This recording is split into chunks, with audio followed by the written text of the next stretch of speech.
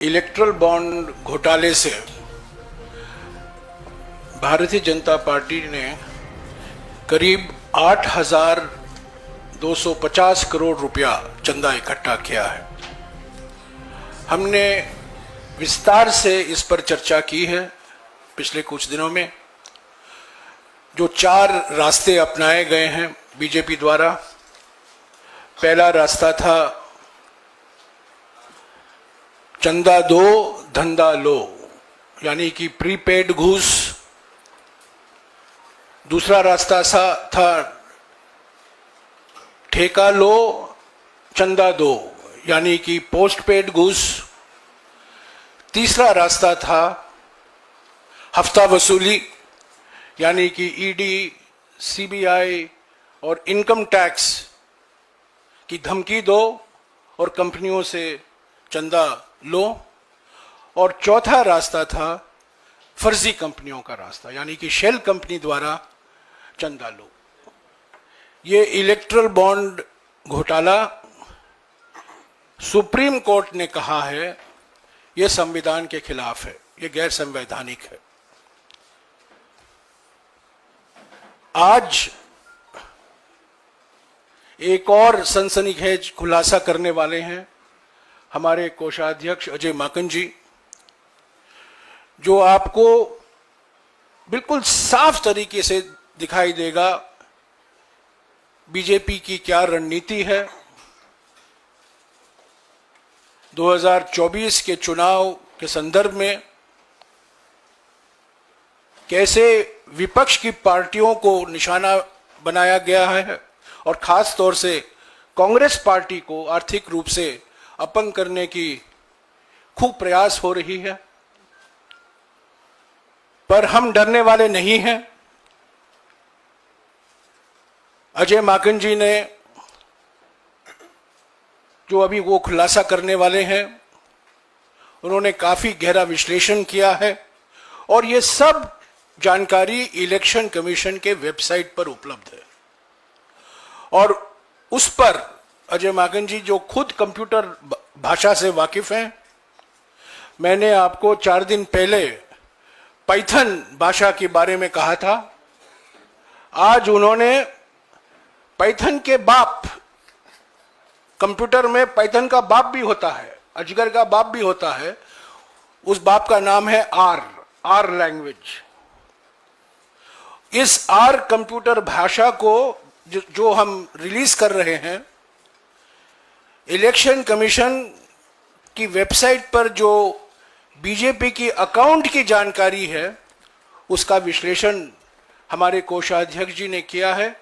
मैं अभी अजय माकन जी से गुजारिश करूंगा कि विस्तार से आपको ये सनसनीखेज खुलासे के बारे में आपको पूरी जानकारी दें। Ajay Maken ji, can I just say in English 1 minute?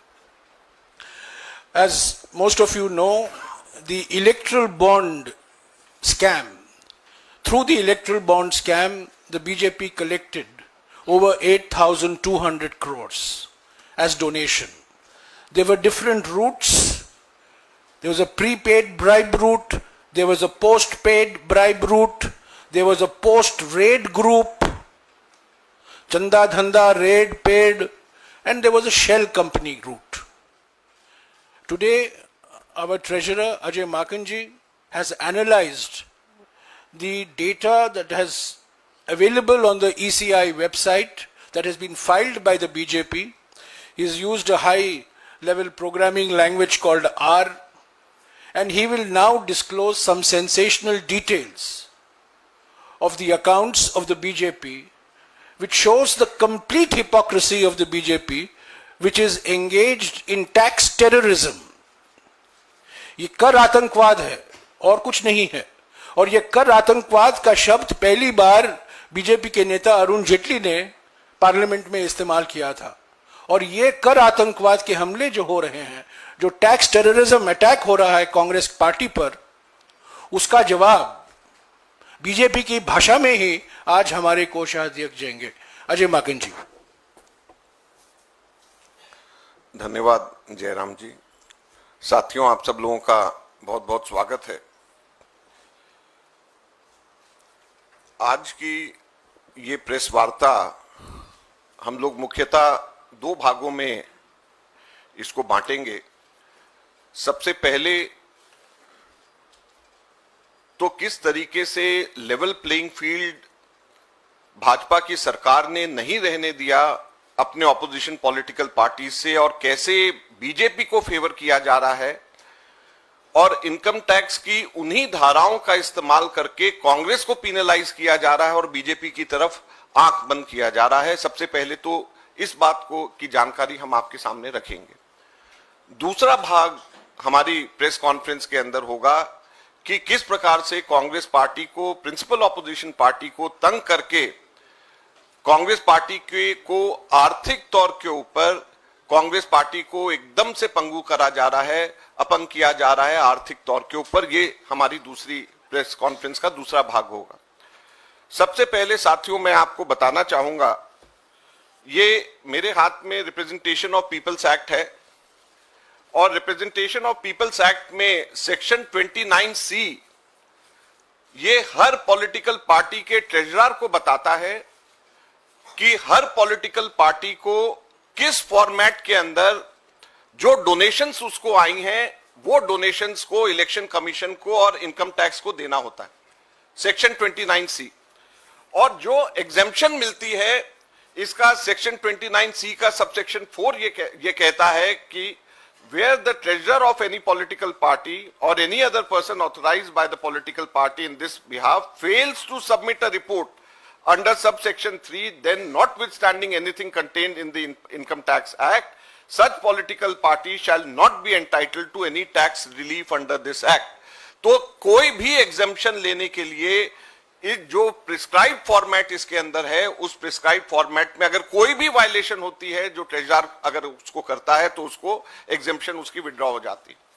और इसके अंदर जो सेक्शन 29C के अंदर जो परफॉर्मा है, ये परफॉर्मा फॉर्म नंबर 24A है। ये दोनों की दोनों चीजें 29C और परफॉर्मा जो फॉर्म 24A है, ये हमने बैकग्राउंड नोट सर्कुलेट किया है, आप लोगों के फोन में अभी तक के आ गया होगा, उसमें दोनों की दोनों चीजें हैं। तो आप लोग अगर इस पे भी ध्यान देंगे तो वो आपको मिल जाएगा, उसमें कोई आपको चिंता करने की बात नहीं है। इसके अंदर जो मुख्य बहुत बेसिक चीजें मांगी गई हैं कि कोई पॉलिटिकल पार्टी बताए कि किससे उसको डोनेशन, नाम बताए कि किसने उसको डोनेशन दिया और उसका एड्रेस बताए कि किसने उसका डोनेशन दिया, और अमाउंट बताए कितना डोनेशन दिया, और ये बताए कि चेक में दिया, आरटीजीएस में दिया, और 20,000 से ऊपर जिन लोगों ने डोनेशन दिया है उसका इसमें जिक्र करना होता है। और जो वो इनकम टैक्स डिपार्टमेंट को और इलेक्शन कमीशन को जो पॉलिटिकल पार्टी देती है, वो पॉलिटिकल पार्टी जो देती है इलेक्शन कमीशन उसको अपने वेबसाइट पे डालती है। हम लोगों ने पिछले 2 साल में इलेक्शन कमीशन ने जो वेबसाइट में डाला और जो 2017-18 जिसके ऊपर, जिसके आधार पे हमारे 135 करोड़ रुपए बैंक अकाउंट से छीन करके ले गए, हमने वो दोनों सिर्फ एनालिसिस करी। तो ये इस प्रकार से जो ये फॉर्म है, ये फॉर्म आपको इलेक्शन कमीशन की वेबसाइट पे हर पॉलिटिकल पार्टी का मिलेगा, हर पॉलिटिकल पार्टी का। और जो हमारे सिर्फ 14 लाख की वायलेशन के ऊपर 135 करोड़ रुपए 2017-18 के अंदर बीजेपी की इनकम टैक्स डिपार्टमेंट ने हमारे से छीने, मैं बताना चाहता हूं कि 2017-18 के अंदर बीजेपी ने 1297 लोगों के डोनेशन जिन्होंने दिए हैं उनका कोई एड्रेस, उनका कोई पता नहीं दिया, सिर्फ नाम लिखा और छोड़ दिया, उसका कोई पता नहीं दिया। पता इसके अंदर नाम और पता दोनों देना। और कुल कितनी राशि? 42 करोड़ रुपए की राशि, 42 करोड़ के लोग की राशि के बारे में कोई अता पता नहीं है कि वो आदमी जो है कहां रहता है, क्या पाकिस्तान में रहता है, क्या किस जगह पे हमारे देश में रहता है, उसका एड्रेस क्या है। और ये क्लियर वायलेशन है। इनकम टैक्स ने ये 42 करोड़ की वायलेशन पे तो आंख पे पट्टी लगा ली, और मात्र 14 लाख रुपए के हमारे केवल 23 लोगों ने, जो भी हमारे मेंबर ऑफ पार्लियामेंट थे, हमारे एमएलए थे केवल 23 लोगों ने जो पैसे हमारे कैश में डिपॉजिट कराए, बाद में हमने उनके नाम सब पैन नंबर सब उनका बताया, उसके बेसिस के ऊपर हमारे 135 करोड़ छीन करके ले गए। लेकिन जो 42 करोड़ रुपए 42 करोड़ रुपीस जो बीजेपी ने जिसका पता भी नहीं बताया, उनके बारे में एकदम चुप बैठे हुए, कुछ भी नहीं किया। 1297 लोगों का पता नहीं बताया, 1297 1297 और 92 लोगों के तो नाम भी नहीं है। डोनर्स की लिस्ट है और 92 लोगों का नाम और पता नाम ही नहीं है कि ये 92 लोगों का नाम कौन सा है। अजय माकन है, जयराम रमेश है, अजय कुमार है, वो नाम भी नहीं उन्होंने उसके अंदर लिखा। 92 लोगों का, तो 92 लोगों का नाम नहीं, 1297 के एड्रेसेस नहीं, ये सिर्फ 2017-18। अब हमने हर साल का और खास तौर के ऊपर पिछले 2 सालों का जब एनालाइज किया, तो पिछले 2 सालों में 253 लोगों के नाम नहीं, 2.5 करोड़ ऐसी राशि ली है जिसका नाम भी नहीं है, 1.05 करोड़ लिया है 126 लोगों का पिछले 2 सालों में जिनका एड्रेस नहीं। और इनकम टैक्स डिपार्टमेंट बीजेपी की इस कमी और हमारे इलेक्शन कमीशन इन सब चीजों के ऊपर आंख बंद करके बैठी हुई है। कांग्रेस सिर्फ सामने नजर आती है। इनकी जितनी भी वायलेशंस हैं, हम लोगों ने सारी की सारी वायलेशंस को उसी पैरामीटर से एनालाइज किया जिससे इन्होंने हमारे को गलत तरीके से एनालाइज किया। उसके ऊपर कितना इनकम टैक्स लगना चाहिए, कितनी उसके ऊपर इंटरेस्ट लगना चाहिए, और पिछले 7 सालों का जो हम लोगों ने हिसाब लगाया है उससे 4600 करोड़ रुपया बीजेपी के ऊपर पेनल्टी लगती है। 4600 करोड़ रुपए, 4600 करोड़ रुपीस पेनल्टी बीजेपी के ऊपर लगती है। Income tax department should raise a demand of 4600 crore rupees from the BJP because of these violations. और हम इनकम टैक्स डिपार्टमेंट से डिमांड करते हैं कि उनको कांग्रेस की ये कमी नजर आती है, लेकिन ये 4600 करोड़ की जो पेनल्टी बीजेपी से लेनी चाहिए, why is it not looking after looking at these violations done by the BJP, जो क्लियर कट वायलेशंस हैं। आप लोग भी जाकर के इसमें वेबसाइट पे ईसीआई से डाउनलोड कर सकते हैं और देख सकते हैं। मैंने जो अपने यहां पे निकाला है, जिस तरीके से आर लैंग्वेज का मैंने निकाला है, ये भी हम आपको देंगे। आप लोग खुद भी इसमें से देख सकते हैं, अपने ऑफिस में किसी को दिखवा सकते हैं इसके अंदर किस तरीके से। और जो मैंने टोटल फिगर्स बताए हैं कि इतने नाम मिसिंग है, इतने एड्रेसेस मिसिंग है, इतना टोटल अमाउंट है, ये सब कंप्यूटर एडेड लैंग्वेज एआई और आर लैंग्वेज को यूज करके हम लोगों ने निकाला है। तो इसमें कहीं पर भी कोई गुंजाइश नहीं है कि इसमें कोई भी कहीं पे भी कोई गलती।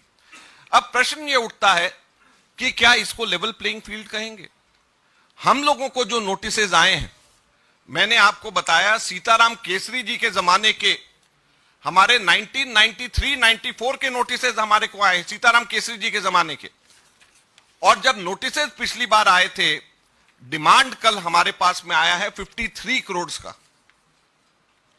सीताराम केसरी जी के जमाने के 53 करोड़ का डिमांड कांग्रेस का 1993-94 का कांग्रेस को आया। और टोटल पिछले इसी तरीके से उन लोगों ने 5 सालों का दिया है, 3 सालों का और वो बना रहे हैं। टोटल 1823 करोड़ की डिमांड कांग्रेस पार्टी से करी गई है। 1823 करोड़ का डिमांड इनकम टैक्स ने कांग्रेस पार्टी से किया है। तो आप ये सोचिए कि एक तरफ बीजेपी की जो वायलेशंस हैं उसको आंख बंद कर रहे हैं, और हमारे हिसाब से वो अगर वायलेशंस वही बात बीजेपी पे लगाया जाए तो 4600 करोड़ का बनता है। और कांग्रेस को गलत तरीके से फंसा करके, कांग्रेस को गलत तरीके से सीताराम केसरी जी के जमाने के एक चीज टाइम बार होती है, और ये 1993-94 की डिमांड 53.9 करोड़ मिलाकर के 1823 करोड़ का इन्होंने जो लगाया है, ये कहां की लेवल प्लेइंग फील्ड है और कहां का ये डेमोक्रेसी हमारे देश के अंदर हमारी बच गई। हमारे यहां पर जो डिमांड रेज करी गई है वो इस बेसिस पे करी गई है कि 5 साल पहले कुछ डायरीज जो हैं चलानी डायरीज के नाम से रिकवर हुई थी। उन डायरीज के अंदर कुछ एंट्रीज हैं जिसके बेसिस के ऊपर कांग्रेस पार्टी के ऊपर ये सारी डिमांड रेज करी गई। अब हम सिंपली ये पूछना चाहते हैं, एक बड़ी सिंपल सी चीज पूछना चाहते हैं कि चलानी डायरी के बेसिस के ऊपर इनकम टैक्स डिपार्टमेंट जाग जाता है, लेकिन जैन डायरी में जिसमें अडवाणी जी, और उस वक्त अडवाणी जी बीजेपी के नंबर 1 नेता हुआ करते थे, उसके बेसिस पे बीजेपी के ऊपर क्यों नहीं टैक्स मांगा जाता है, इनकम टैक्स? येडुरप्पा डायरी के बेसिस के ऊपर, डीके शिव कुमार की डायरी के बेसिस के ऊपर टैक्स मांगा जा सकता है कांग्रेस से, लेकिन येडुरप्पा डायरी के ऊपर जो बीजेपी के लीडर्स को जो पैसे दिए गए हैं उसके ऊपर इनकम टैक्स आंख बंद कर लेता है। बंगारू लक्ष्मण कन्विक्टेड हुए, पैसे लेते हुए बीजेपी के अध्यक्ष देखे गए, उसके ऊपर कभी भी इनकम टैक्स डिपार्टमेंट नहीं जागती है। जब वो पीछे के केसेस खोल रही हैं तो बंगारू लक्ष्मण के टाइम के ऊपर क्यों नहीं खोले गए? येडुरप्पा डायरी के ऊपर क्यों नहीं खोले गए? क्यों केवल और केवल कांग्रेस पार्टी के समय के ऊपर उनको ये डायरीज ध्यान में आ रही है? सहारा बिरला डायरी उनको ध्यान नहीं आ रही, जिसमें मोदी जी के खुद का नाम है। तो सहारा बिरला डायरी जिसमें मोदी जी का खुद का नाम, उसको नजरअंदाज। जैन डायरी जिसमें अडवाणी जी का खुद का नाम, उसको नजरअंदाज। येडुरप्पा डायरी जिसके अंदर तमाम बीजेपी के नेताओं को पैसे दिए हुए हैं, उसको नजरअंदाज। तो केवल और केवल कांग्रेस पार्टी को तंग करने के लिए, कांग्रेस पार्टी के ऊपर इस बात को उठाने के लिए क्यों यह किया जा रहा है? तीसरा जो सबसे मुख्य प्रश्न इस बात पे हम लोग उठाना चाहते हैं, टाइमिंग पे। ये 2019 के अंदर ये डायरी निकली, आज जाकर के इलेक्शन के टाइम पे इलेक्शन नोटिफाई हो गया, आज जाकर के इन लोगों को डिमांड रेज करना याद आ रहा है। पहली बार अब जाकर के कल शाम को इन्होंने डिमांड रेज किया जब इलेक्शन नोटिफाई हो गया है। क्यों? क्या इससे पहले 5 साल कभी भी ये लोग डिमांड रेज नहीं कर सकते थे? अब क्यों डिमांड रेज कर रहे हैं? तो ये सारी की सारी बातें बड़ी स्पष्ट ये बताती हैं कि कैसे इनकम टैक्स आंख बंद करके एक तरफा बीजेपी की कमियां उनको नजर नहीं आ रही, उनके 4600 की पेनल्टी उनकी नजर नहीं आ रही जो एकदम साफ स्पष्ट नजर आता है, उनके 42 करोड़ की वायलेशन नजर नहीं आ रही, हमारी 14 लाख की वायलेशन के ऊपर 135 करोड़ रुपया हमारे से ले लिया, हमारे 23 लोगों ने, हमारे जो है एमपीज और एमएलएज ने जमा कराए, कैश जमा कराए, उसके ऊपर हमारे 135 करोड़ रुपए लगा दिए, उनके 1290 से भी ज्यादा लोगों ने, उनके पता नहीं, उनका नाम नहीं, उसके ऊपर उनको कोई कहीं पे भी नजर नहीं आता। तो इसलिए हम लोग आपसे ये कहना चाहते हैं, आज ये समय आ गया है, अगर आप लोग इसको जनता को सही तरीके से नहीं दिखाएंगे और प्रिंसिपल ऑपोजिशन पार्टी को पुराने केसेस, सीताराम केसरी जी के जमाने के केसेस निकाल करके तंग किया जाएगा ताकि हमारे बैंक अकाउंट्स हमारे दोबारा से फ्रीज करे जा सके, ताकि फिर से हम सब लोगों को तंग करा जा सके, तो कैसे हमारे देश के अंदर लोकतंत्र जिंदा रहेगा? ये आप लोगों के सामने की बात है। हम मांग करते हैं इनकम टैक्स से कि 4600 करोड़ रुपए बीजेपी से इसी वक्त उनको नोटिस दिया जाना चाहिए। मैंने आपको पूरे फैक्ट फिगर्स और पूरे उसकी लोकेशंस कहां पे हैं उसकी मैंने जानकारी आप लोगों को दी है, और मैं उम्मीद करता हूं कि इनकम टैक्स डिपार्टमेंट इसी तेजी से कार्रवाई करेगा जैसे तेजी से कार्रवाई उन्होंने कांग्रेस के खिलाफ करी।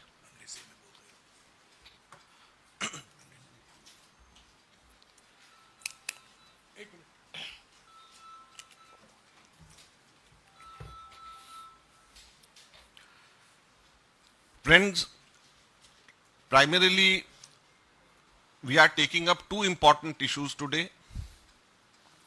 The first one being the income tax department being soft towards the BJP. BJP has violated the Income Tax and Representation of People's Act, but still the Income Tax Department is penalizing the Congress party. I have with me Representation of People's Act, in which section 29C clearly mandates the treasurer of any national recognized political party to submit to the Election Commission in a performa, in a proper format, the details of donations received in the last financial year.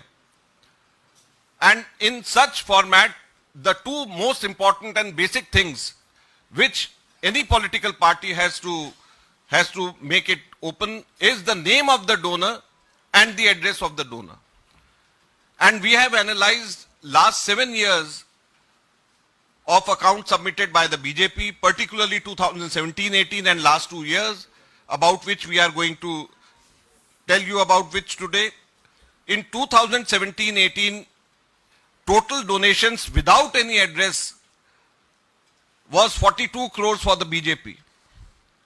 And for the same year, 2017-18, Congress was penalized just for 14 lakh rupees, which 23 of our leaders, they had given in cash, donated to the Congress party in cash.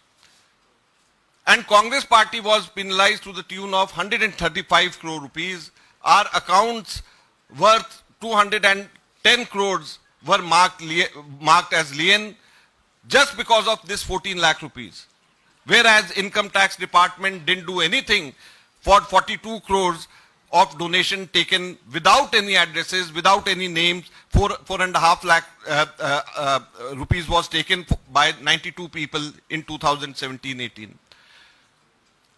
So now what we are saying is that there should be a level playing field. We are asking the Income Tax Department, we have calculated 4,600 crore rupees should be taken from the BJP because of these violations.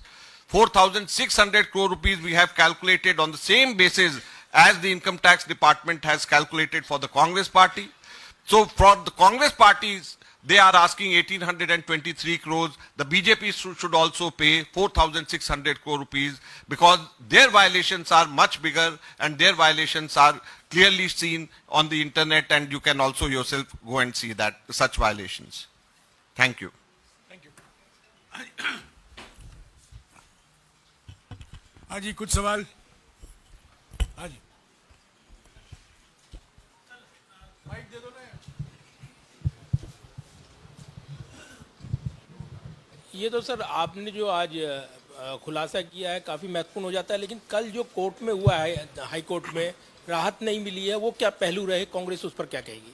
देखिए, ये technical income tax से संबंधित हमारे जो income tax को जो court के अंदर जो बेंच देखता है, हम लोग उसके पास में गए और उसने हमारे को वापस एपेलेट ट्रिब्यूनल के पास में जाने के लिए भेजा है। हम पूरी तरीके से आश्वस्त हैं, हमें रिलीफ कोर्ट से मिलेगा ही मिलेगा, रोक नहीं सकते हैं। और हम इसके बाद में सुप्रीम कोर्ट जाएंगे क्योंकि कानून हमारे साथ है, हमें हर हालत में रिलीफ मिलेगा। लेकिन जब हमारे को रिलीफ मिलेगा, जब तक के इलेक्शंस खत्म हो गए होंगे। हम सुप्रीम कोर्ट जा रहे हैं। अब आप टाइमिंग देखिए, ऐसे टाइम के ऊपर हर चीज का प्रोसेस होता है। इनकम टैक्स के अंदर भी हमारे को सबसे पहले नोटिस असेसिंग ऑफिसर देगा, उसको चैलेंज उसके नेक्स्ट लेवल पे डिपार्टमेंट में ही करेंगे हम, उसके बाद में हम उसको चैलेंज फिर एपेलेट ट्रिब्यूनल में करेंगे, जब जाकर के हम हाई कोर्ट जाएंगे और जब हाई कोर्ट के बाद में फिर हम सुप्रीम कोर्ट जाएंगे। ये पूरा हमारा एक लीगल एक प्रोसेस होता है जिसको हम बाईपास नहीं कर सकते। हम सीधे अगर सुप्रीम कोर्ट चले जाएं, सुप्रीम कोर्ट कहेगा आपने असेसिंग ऑफिसर को, प्रिंसिपल आईटी को आपने क्या चैलेंज किया, आपने प्रिंसिपल आईटी को क्या सीआईटी के आपने चैलेंज किया, फिर आईटीएटी चैलेंज किया। तो ये सारी प्रोसेस सबको मालूम है कि अल्टीमेटली हमें रिलीफ मिलना ही मिलना है, क्योंकि ये गलत है, ये हो ही नहीं सकता। लेकिन जब तक के चुनाव निकल जाएगा और डेमोक्रेसी खत्म हो जाएगी, उस टाइम के ऊपर कौन इन सब चीजों को देखेगा? ये हमारा कहना है। माकन साहब, आप लोगों ने चुनाव आयोग से कंप्लेन किया था इस इशू को भी लेकर के कि आपके अकाउंट फ्रीज हुए हैं। एक हफ्ते से ज्यादा हो गया, चुनाव आयोग का रिस्पांस क्या है इस पर? अभी हम वेट कर रहे हैं चुनाव आयोग इसके ऊपर कोई कार्रवाई करे, क्योंकि चुनाव आयोग का भी ये दायित्व बन जाता है। फ्री एंड फेयर इलेक्शन कराना चुनाव आयोग का भी दायित्व है। तो चुनाव आयोग के पास में भी उनका भी दरवाजा हमने खटखटाया है। और ये इससे बड़ा स्पष्ट, हमने आपको बड़ा स्पष्ट दो चीजें बताई कि हमसे अननेसेसरी डिमांड हमारे से रेस किया जा रहा है, और दूसरा हमने कहा कि बीजेपी खुद एट डिफॉल्ट है और उसको एकदम से साफ छोड़ा जा रहा है। सिर्फ कांग्रेस पार्टी क्यों ऐसी चुनी जा रही है जिसको पिनलाइज किया जा रहा है? और मैं आपको और एक बताना चाहूंगा, 1993-94 का आप लोग पता कराएं, कुछ और ऑपोजिशन पार्टी को भी नोटिसेज आए। 93-94 के कुछ और ऑपोजिशन पार्टीज को भी नोटिसेज आने शुरू हो गए हैं, जो कि बीजेपी के ऑपोजिशन पार्टीज। माकन साहब, हेलो माकन साहब, इधर माकन साहब, इधर माकन साहब, you are you are saying that you are following the due legal process, but there is no time. So it's an unprecedented situation where you're not getting relief from the income tax department, and on the other hand you saying, since there is no time, So are you not moving the Supreme Court immediately in such unprecedented circumstances? We are moving to the Supreme Court. It's just because there was long weekend and holidays, we didn't do it. But the first thing early next week is we are approaching the Supreme Court. हाँ जी, साहब इधर यहाँ दे दो ये। Sir इधर भी एक minute आ रहा हूँ। माकन साहब, जिस तरह से आप लोगों ने अपने अकाउंट लेवल प्लेइंग फील्ड के लोग का आरोप लगा, उस पर जो है अमेरिका के विदेश विभाग के प्रवक्ता मैथ्यू मिलर का भी बयान है। उन्होंने कहा कि कांग्रेस की जो शिकायतें हैं उस पर जांच होनी चाहिए और कांग्रेस को भी चुनाव कैंपेन के पैसा मिलना चाहिए। इस पर जो है भारतीय विदेश मंत्रालय ने टिप्पणी की थी, आपत्ति की। उसके बाद भी मैथ्यू मिलर का बयान आया कि हम अपने स्टैंड पर कायम हैं, कांग्रेस की बातें सुनी जानी चाहिए। देखिए, हमें भारत के लोकतंत्र पे पूरा विश्वास है, हमें भारत के न्याय पद्धति पे, न्यायपालिका पे पूरा विश्वास है। हमें किसी भी बाहर की सपोर्ट की जरूरत नहीं है और हम पूरी तरीके से आश्वस्त हैं। हमारे अपने इंस्टीट्यूशंस, हमारे संविधान, हमारे न्यायपालिका, हमें उनके ऊपर पूरा विश्वास है। हमें बाहर की किसी की सपोर्ट की जरूरत नहीं है। माकन साहब, जो डिमांड इसमें रेज किया गया है 93-94 का, तब भी आपकी सरकार थी, नरसिम्हा राव की सरकार थी, उसमें भी आप लोगों ने उसको क्लियर क्यों नहीं किया इसको? और 10 साल 2004 से 2014 तक भी आपकी सरकार रही, उसमें आपने इसको क्लियर नहीं क्यों नहीं किया? क्योंकि आज ये जो नौबत आई है इसको पहले भी क्लियर कर सकते थे आप। आपका क्या मतलब क्लियर करने का? नहीं, क्लियर करने का क्या मतलब है? मेरे को समझ में नहीं आया। जो डिमांड रेज किया गया आपके tax department, income tax department की आपको क्या लगता है कि हम लोग क्लियर नहीं करते? हम अपने इनकम टैक्स का, हम अपनी असेसमेंट हम लोग देते हैं तो क्लियर होता है। जो सबसे महत्वपूर्ण बात आप हमसे पूछ रहे हो कि क्लियर क्यों नहीं कर रहे, हम लोगों ने क्लियर किया जब तो अभी तक कोई डिमांड नहीं हुई। उसके बीच में 98 के आसपास में वाजपेयी जी की भी तो 5 साल की सरकार रही, उन्होंने तो हमसे नहीं रेज किया, इसका मतलब क्लियर था। अब एकदम से जो है ये 93-94 का अब जाकर के 30 साल बाद में अब कहां से आ गया? हमने तो हमेशा क्लियर, हमने तो पहले दिन से क्लियर किया हुआ था। हाँ जी, मौसमी। जो आपने note circulate हुआ है, there's a note that has been circulated. Could you explain the note, because there are several entries that are missing as far as the name is. Only one note has been circulated. 22-23 contribution in excess of 20,000, and there are entries missing in 5 lakh, 2 lakh, 8 lakh rupees for the BJP. अच्छा। So could you explain why this particular note has been circulated? Why this note is circulated? You've asked a good question, because this is just one page out of 400, more than 400 pages note. This is, I have sent you a prototype of what is submitted to the Election Commission. And this is the first page of 2022-23. And in the first page you can see this note I have circulated, because the first page itself clearly indicates how big this anomaly is. Because at many places you won't find the name and the address itself. So imagine on one page, the first page, if you can see such discrepancies, what would be the fate in rest of the pages? It is a 400-page document, out of which this is just 1 year. So we have analyzed 3 years, the details of which I have given, I have compiled and given. This is one page which I have circulated. That is in all three in total would be around 9. But for all 8 years, it would not be less than 2,500 pages.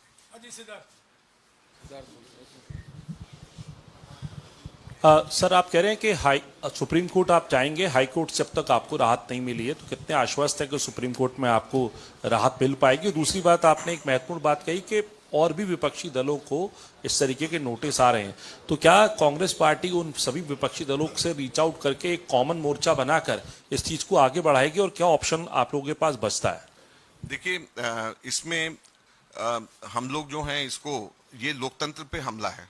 सबसे बड़ी बात तो हमको ये समझना चाहिए, हमारे finances इस तरीके से, अगर अब इसका नेक्स्ट स्टेप हमारा अकाउंट फ्रीज करना है, तो जैसे हमारा 1 महीने पूरा इन्होंने 280 करोड़ के करीब हमारे अकाउंट को फ्रीज रखा, जिसमें से 135 करोड़ रुपए निकाल करके ले गए।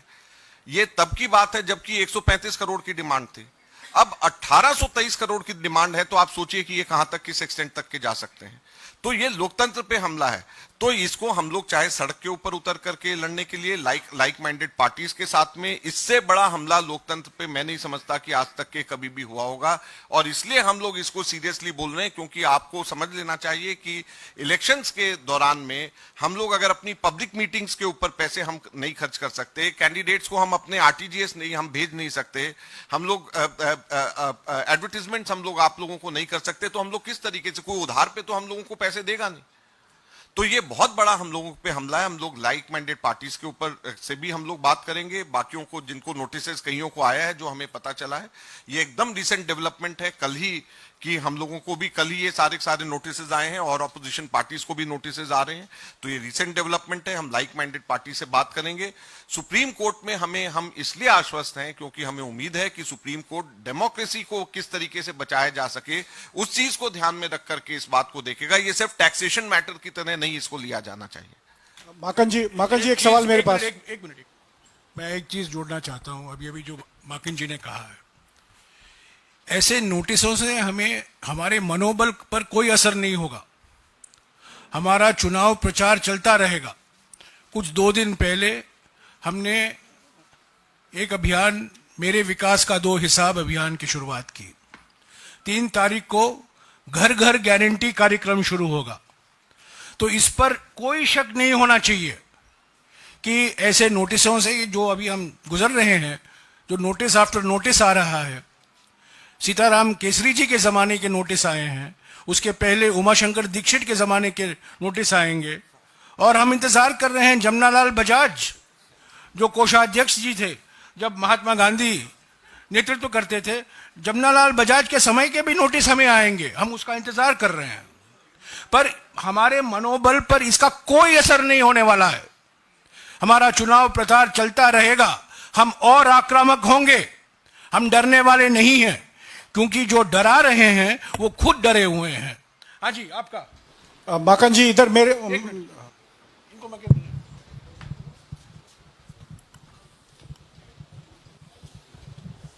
थैंक यू जयराम जी। मैं संदीप हूं वर्तमान न्यूज़पेपर से। मेरा 2 क्वेश्चन है। एक main allegation is to income tax department. So will you approach or write to income tax department that why not you are looking to BJP? And second is, Congress party का account में इतना पैसा भी नहीं है कि 1800 करोड़ रुपया दे सकते हैं। आपको मालूम है 1800 कितना होता है? 1800 रुपया नहीं, 1800 करोड़ है। 1800 रुपया नहीं है, ये 1800 करोड़ है। आपको मालूम है 1800 करोड़ कितना होता है? हमारे पूरे इलेक्शंस का, पिछले बार का 2019 का पूरे इलेक्शंस का हमारा 800 करोड़ का खर्चा था, पूरे इलेक्शंस का। तो 1800 करोड़ उतना होता है। जयराम सर, ऐसा है, जो पहला क्वेश्चन आपका था कि इनकम टैक्स डिपार्टमेंट को हम लोग लिखेंगे। हम लोग इस चीज को भी देख रहे हैं कि लीगली कैसे हम इसको टेकअप कर सकते हैं। सब चीजें हम लोग क्योंकि ये एकदम से कल हुआ है और हमने उनके जितने भी पुराने खाते हैं सब असेस किया है, तो हम बीजेपी वालों को इतने हल्के में छोड़ने वाले नहीं हैं। मैं एक करेक्शन करूं। जो अभी अजय माकिन जी ने कहा है, ये आरोप नहीं है। आपने गलत शब्द का इस्तेमाल किया है, एलिगेशन। ये एलिगेशन नहीं है। ये इलेक्शन कमीशन के वेबसाइट पर जो जानकारी खुद पार्टियां देती हैं, उस पर हमने एआई का इस्तेमाल करके, आजकल हर बच्चा हमारे देश में आई और एआई की बात करते हैं, तो हम भी कुछ एआई जानते हैं, और उसी एआई के सहारे हमने जो जानकारी बीजेपी पार्टी ने वेबसाइट पर है उसका विश्लेषण करके इन्होंने ये तथ्य आपके सामने रखा है। तो इसको एलिगेशन मत कहिए। ये 4620 4620 राइट, 4600 4600 करोड़ रुपया जो वायलेशन है, ये एलिगेशन नहीं है। ये एआई के द्वारा जनरेट किया गया है। मगन जी, सवाल यह है कि इलेक्शन अपने शबाब पर है, आप लोगों के पास, कांग्रेस खाते के पास पैसा नहीं और बीजेपी के पास हजारों करोड़ रुपए हैं। इलेक्शन आम लोगों की भाषा में किस तरह से प्रभावित हो रहा है आप लोग का चुनाव प्रचार, किस तरह से डे टू डे जो एक्सपेंसेज हैं वो कांग्रेस नहीं कर पा रही, लोगों तक ये बात कैसे पहुंच रही है? देखिए, ये तो आप लोगों को हम बता रहे हैं कि क्या स्थिति है और बीजेपी की क्या मंशा है, ताकि आप लोगों को जागरूक करें, लोगों को बताएं कि किस तरीके से लेवल प्लेइंग फील्ड नहीं रखा जा रहा है। अभी इसको इससे भी जोड़ करके देखिए, एक तरफ तो बीजेपी के अनकॉन्स्टिट्यूशनल बॉन्ड्स का पैसा उनके पास है, हजारों करोड़। दूसरा, उन्होंने जिस तरीके से जमा कराया है पैसा, उसमें नाम नहीं दिए डोनर्स के, उनके एड्रेसेस नहीं दिए डोनर्स के, वो एक वायलेशन अलग से, वो भी इलीगल है। एक तरफ तो इलीगल पैसे के ऊपर पैसे को देख करके इनकम टैक्स डिपार्टमेंट आंख बंद कर रहा है, और दूसरी तरफ कांग्रेस ने जो क्राउड फंडिंग से हमारे पैसे इकट्ठे हो रहे हैं, जो हमारे यूथ कांग्रेस ने मेंबरशिप ड्राइव से पैसा इकट्ठा किया, जो एनएसवाई ने जो जेब खर्ची जो हमारे स्टूडेंट्स हैं उनके पैसे हैं, उनके ऊपर डाका डाल रहे हैं। 135 करोड़ रुपया इनकम टैक्स डिपार्टमेंट ऑलरेडी ले गया है, जो कि हमारे इलेक्शन में खर्च हो सकता था। तो अगर आप पिछले बार के अगर इलेक्शन में एक्सपेंसेस से कंपेयर करें तो ऑलरेडी ऑलमोस्ट जो है 20% के करीब तो इलेक्शन कमीशन हमारे बैंक अकाउंट से उठा करके ले गया, जो हमारा पिछली बार इलेक्शन में खर्च हुआ था। तो ये लेवल प्लेइंग फील्ड कहां से है? ये डेमोक्रेसी में अगर प्रिंसिपल ऑपोजिशन पार्टी पे ऐसा हमला होगा तो कैसे लेवल प्लेइंग फील्ड होगी, ये लोगों को समझने की जरूरत है। और अगर फिर ये ऐसी पार्टीज को वापस मौका देंगे तो ये अगली बार तक के तो डेमोक्रेसी रहेगी नहीं। सर, पहले फेज के चुनाव का नामांकन खत्म हो चुका है, कोषाध्यक्ष आप कांग्रेस पार्टी के हैं, और क्योंकि चुनाव लड़ना है उसके लिए रिसोर्सेज चाहिए, रिसोर्सेज आपके पास नहीं है, तो क्या कोई ऑल्टरनेटिव स्ट्रैटेजी पर कांग्रेस पार्टी काम करेगी? कैसे आप रिसोर्सेज जनरेट करेंगे ताकि इलेक्शन लड़ सके? देखिए, हम लोगों के पास में plan B, plan C, plan D सब हम लोगों के तैयार है।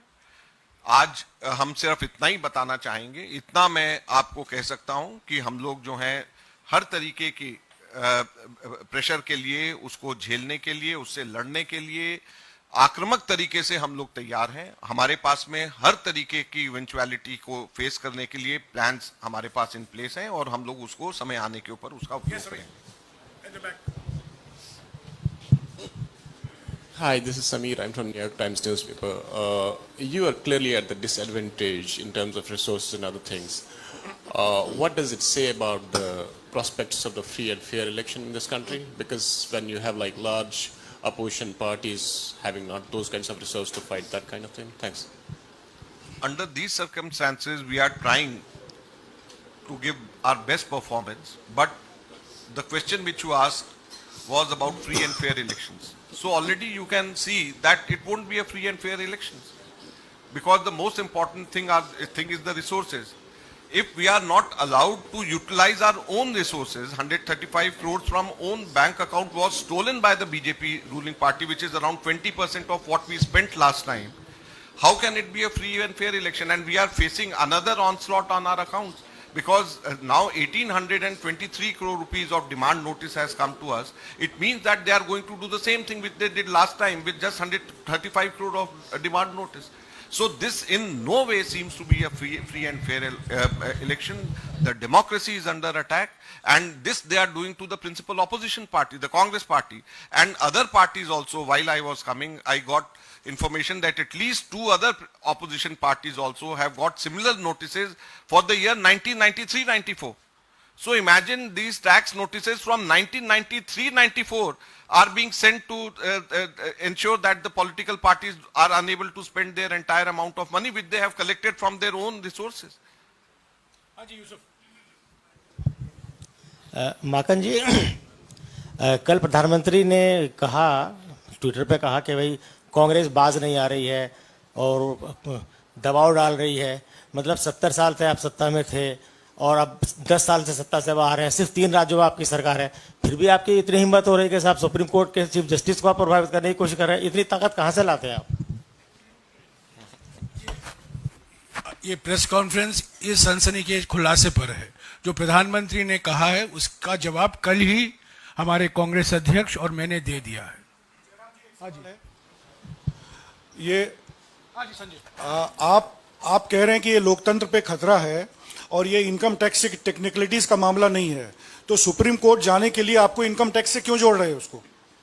देखिए, हम सुप्रीम कोर्ट में हमारे देश के सबसे अच्छे लीगल ब्रेन्स की हम मदद ले रहे हैं और हम इसको कानूनन हम लोग इसको टैकल कर रहे हैं और हमें उम्मीद है कि सुप्रीम कोर्ट से हमें न्याय मिलेगा और जो भी सुप्रीम कोर्ट में हमें कहना होगा, जो बात आपने कही है वो भी कहेंगे और जो जिस तरीके से हमारे को प्रताड़ित किया जा रहा है क्योंकि हम प्रिंसिपल ऑपोजिशन पार्टी हैं, वो भी बात हम कहेंगे।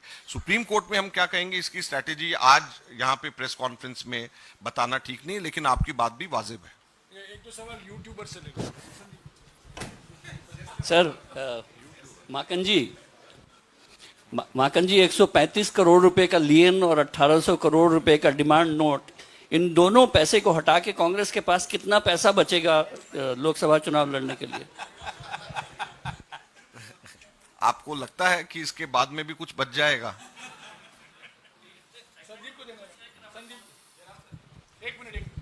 Mr. Makan and also to Jairam, we've been reporting this story of tax notices for the past 1 month.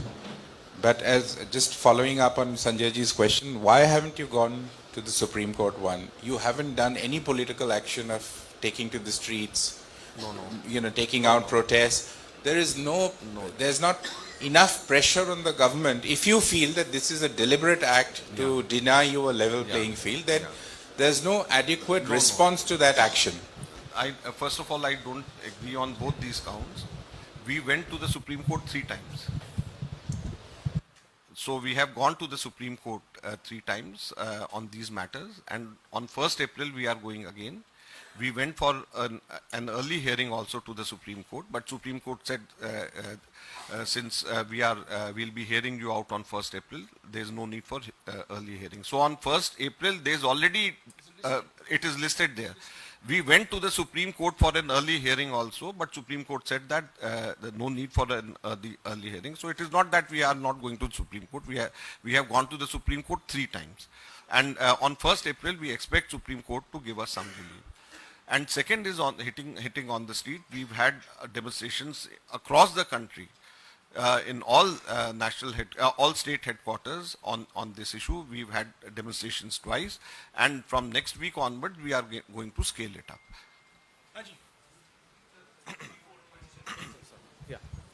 And you may recollect that Sonia ji herself, along with Kharge ji and Rahul Gandhi ji, came here to address this issue. Give me a single example when Sonia ji, Rahul ji and Kharge ji, all 3 of them together, Jairam ji, myself, the entire KC Venugopal, all of us, we took up this issue. So be it in the court, be it in the public, or also on the street, we are very serious, and whatever best we can do, we are doing. It's a 3-fold question. The IT one question. When the ITAT had actually heard this matter, it had noted that the 20% demand that the IT department had made, you've not paid that, and the IT proceedings that started, recovery proceedings, were from 2021. Then why was this 20% not paid? And even at the High Court, when it was hearing this particular matter, Justice Yashwant Verma had a clear question to ask, that was the Congress party, sleeping till 2021? Yeah, very good question. I think this should be answered. When IT department was asking 20% at that time, 20% of 135 crores meant 27 crores. And we didn't have that much of money at that time. And once you give 20%, it is very difficult to take it back. This is the first. So when in this case, in this way, now they have raised a demand of 1823 crores. So should we be paying them 400 crore rupees? To the income tax department, should we be paying? Do we have this much of money? And this is when they had asked us to pay 20%, that was the time when we were facing state elections. We didn't have money. So this money we had collected all through last year to fight the parliament elections. And they took away all the money and they are asking for more money. So if suppose 20%, using this 20% logic, if we pay now, we may be required to pay 400 crore rupees. So should the opposition party first pay 20% bribe to Narendra Modi's government and then contest the elections? Is this a level playing field? And 20% for just 27 crores for just 14 lakh rupees violation. Whereas for 42 crores of violation, not even a single penny is being charged from the BJP. One of the reasons why, to add to what Mr. Markan has just said, that 20% is an admission that there is something that we have done wrong. When fundamentally we are arguing that the order itself is flawed and it is biased and it's politically motivated, to cough up 20%, this is like chanda do, dhanda lo. This is what the BJP did on electoral bonds. It took the money and then gave the contract.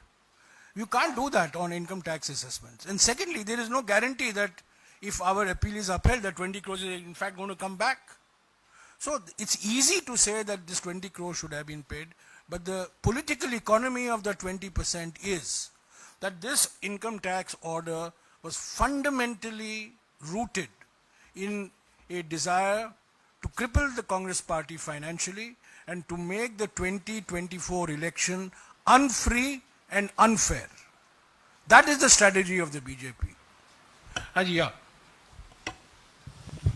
Sir, how many accounts do you have? How many are frozen currently and how many are not frozen? And how much money did you raise from your crowdfunding exercise? In total in Delhi, we have in our 4 banks around 11 accounts. And when I say 11 accounts, I'm talking about NSUI and Youth Congress. And this is, I'm talking only about Delhi for the Indian National Congress. They had first marked lien in all our 11 accounts to the limit of 135 crores in some banks and to the limit of 75 crores in some banks. They did this on 13 February. And unfortunately for us, in none of these bank accounts, in any of these bank accounts, we had more than 135 crores or 75 crores. So in all these 11 accounts, effectively, 280 crores got stuck. Because there was no way to reconcile amongst the banks, and there was no way that we could have taken out money and put it in one bank because the entire money was marked as lien. So we were unable to utilize full these 280 crores. So you imagine, at the eve of elections, from 13th of February, for 5 weeks continuously, we were unable to utilize our 280 crore rupees. This was the first thing. Then the income tax department took away 135 crore rupees from these out of these 280 crores. And it was day before yesterday evening that we were able to take out our entire amount of money and pay as advances for our election campaign. Just day before yesterday. And perhaps our last week's press conference played an important role, because after that only the government, perhaps, or the bank or the income tax department allowed us, because we were not allowed at that time. Whereas the news was being planted by the CBDT, by the income tax department, that no account is freezed. Right from day one, they were saying no account is freeze. Technically, they may say no account is freeze, but just tell me, when they have marked lien of 135 crores in a bank where we have 90 crore rupees, in another bank where we have 40 crore rupees, in another bank where we have 30 crore rupees, so effectively 90 plus 40 plus 30, the entire amount is locked, freeze. So when we were unable to utilize our 280 crore rupees, the entire amount was frozen, the entire amount was marked as lien, out of which they forcibly took away 135 crores from us, even when the case was going on in the High Court. So this is the high-handedness of the government, which you all should understand. Any more YouTubers? Crowdfunding, our crowdfunding, we in just 1.5-2 months, we were able to collect 25 crore rupees. And it was around 50 lakh rupees a day at an average we used to get. But as soon as the message went that our accounts are frozen, we also didn't encourage people to give money, because accounts was frozen. We never knew how much from this amount the government will, the income tax department will take it back. But 25 crores was what we were able to, and it is the highest in recent past any political party has been able to collect through crowdfunding. Okay, one more YouTuber. Mr. Makin, when the Delhi High Court rejected your plea, It also noted that the tax department appears to have collected substantial and concrete evidence warranting further scrutiny and examination. In background to this, given this statement because High Court has the same bench has rejected 3 times our appeal. So which one are you talking about? This is the 28th March. Okay.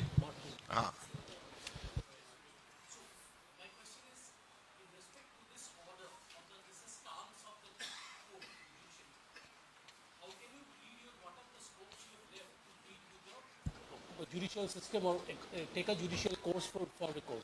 This is just which came yesterday, and there are many legal matters pertaining to this, and we are going to Supreme Court. We are filing SLP in the Supreme Court against this decision of the High Court. So this is what is under preparation, and this is what we are taking to the Supreme Court.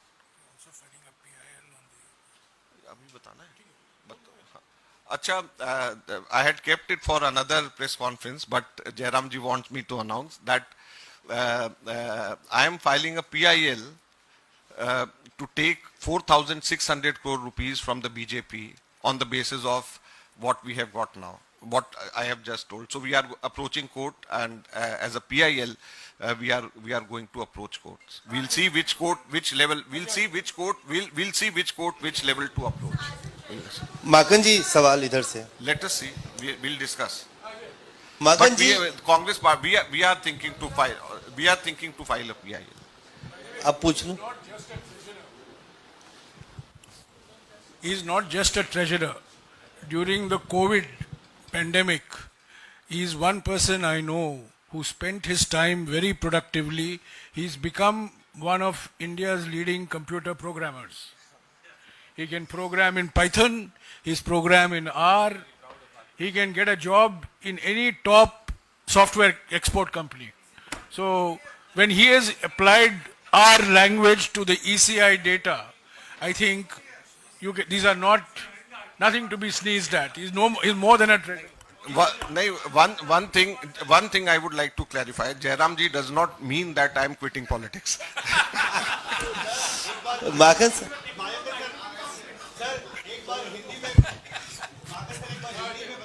हाँ. देखिए, हम लोगों ने ये तय किया है कि बीजेपी के अकाउंट्स में जो कमियां हैं, जिसको इनकम टैक्स ने नजरअंदाज किया है, जैसे मैंने बताया कि हर साल जो उन्होंने अकाउंट सबमिट किया है, उसमें हजारों लोगों के एड्रेसेस और नाम तक नहीं डाले हुए हैं और करोड़ों रुपए उनके नाम के डोनेशंस वसूल करे हुए हैं.